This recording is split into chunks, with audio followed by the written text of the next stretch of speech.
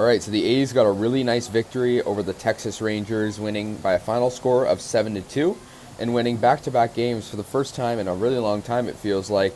And yeah, I mean 7-2, scoring 4 runs in the 8th inning to really push them over the top. And I mean, for the A's in this game, their catchers in this really produced a lot of these runs. Sean Murphy had 2 home runs, and Shea Langeliers got his first career homer. So 2 catchers. I mean, it just goes to show how good the A's catchers are right now, even in the minor league system and majors. Sean Murphy is showing that he's one of the best catchers in the majors. It's hard to deny it looking at his stats. So yeah, the A's get the nice victory, 7-2, and let's get into this action. Like I mentioned, Shea Langeliers' first career homer. We'll get into that. Sean Murphy got a solo homer, his 15th of the year, and that made it 1-0 A's, and that was in the top of the first inning with 2 outs. So that was really good for Murph, and that got the A's out in front.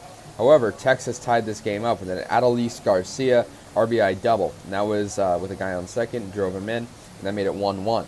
However, Sean Murphy put the A's out in front once again with his 16th homer of the year, which was a 2-run jack to right field, putting them up 3-1. And so the A's, got a little lead there. Chad Pinder extended the lead in the 8th inning, and that started off the really good 8th inning. With John King pitching, he drove in Sean Murphy from second. It was really heads-up base running. Murphy beat the tag, and it was 4-1 A's at that point. And so, yeah, Pinder moved to third as well. And so, yeah, V-Mile Machine, who's been absolutely hitting amazing lately, he got an RBI single that drove in Pinder, and that made it 5-1. And then Shea Langeliers, his first career homer, is a 2-run jack to right field. And, yeah, I mean, no doubter, it cleared the wall. It was a great homer, great for Shea. Love seeing his growth. He gets his first hit last game, and then in this one, getting his first career homer. Now, Texas did get another run in the bottom of the 9th with a Mark Matias RBI double off Kirby Snead, but the A's put in Danny Jimenez, and he saved the day. And so the A's win it 7-2.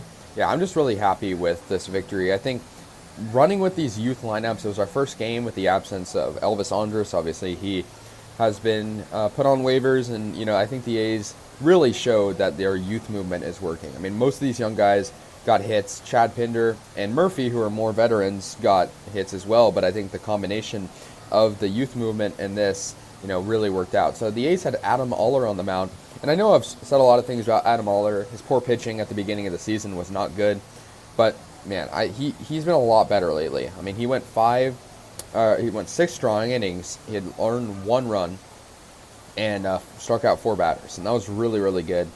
And yeah, I mean, not a bad game from Oller by any means. I think the A's sort of worked the bullpen well. Zach Jackson has been really good lately too, so interesting to see how they'll roll with him going forward. But yeah, I'm happy with what the A's did.